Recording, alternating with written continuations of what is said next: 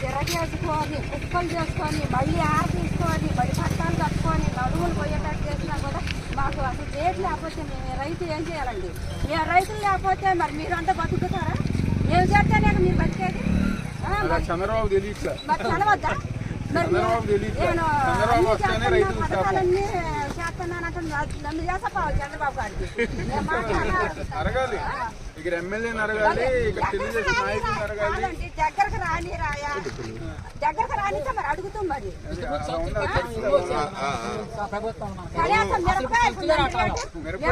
మిరపకాయ రైతులు బాగా నష్టపడిపోయారు.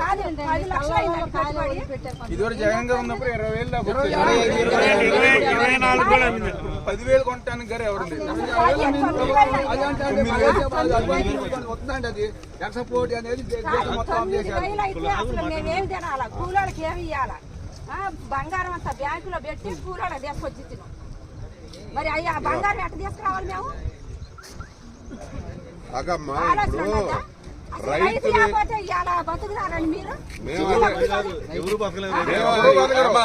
ఇప్పుడు మేము ఇదే డిమాండ్ చేస్తున్నాం, అందుకనే ఈ చూడటానికి వచ్చాము. అసలు చంద్రబాబు గారు నన్ను చేసపోతే చంద్రబాబు గారి దగ్గర చెవిటోడ దగ్గరికి వెళ్తుంది. మా అమ్మటి అసలు చంద్రబాబు ఒక్కనాడు చేయమనండి.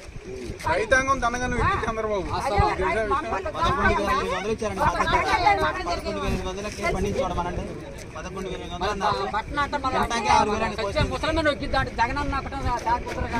పోగులు చేస్తుంటే నోట్లోకి నువ్వు పోయి దగ్గు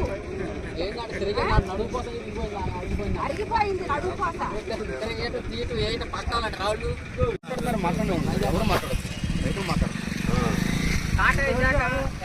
ప్రైవేట్ వాళ్ళు అంటే ప్రైవేట్ వాళ్ళు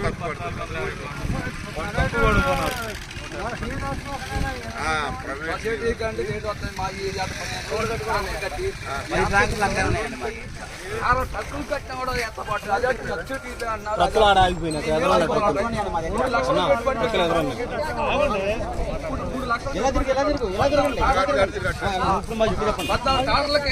రోడ్ ఇది కట్టుకుంది 5,000 పట్టుకుని అంటున్నారు. సబ్సిడీ అంటే పుట్టాలి లేదు, కోటూరు మళ్ళీ కట్టేది జగ్గపేట రాస్తాను, జగ్గపేట కలిసి వెళ్తున్నానండి. కాసినట్టు అప్పుడు మేము ఏం చేయాలి చెప్పండి? రైతులుగా మెరుగాయలు 14,000 26,000 జగన్మోహన్ రెడ్డి గారి నాయకత్వంలో 10,000 అప్పుడు మెరుగాయలు మెరుగాయలు కొనే దిక్కు లేక ఏదో సొంత ముందు ఆగమన్నారు. 75 చట్టాలు ఉంటాయి దేశంలో, అది దళార్పాలు వస్తుంది.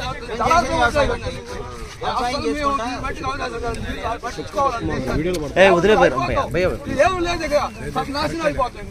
చదువు మానేసి కూడా మా నాన్న అసలు మేము రాజకీయ అల్లాడిపోతాం.